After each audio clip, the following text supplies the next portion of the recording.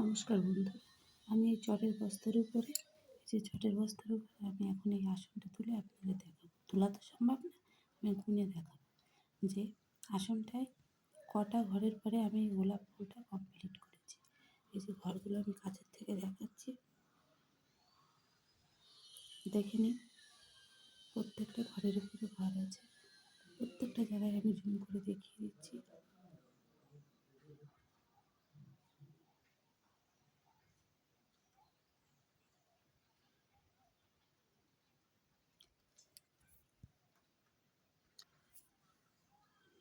আমি শুরু করছি।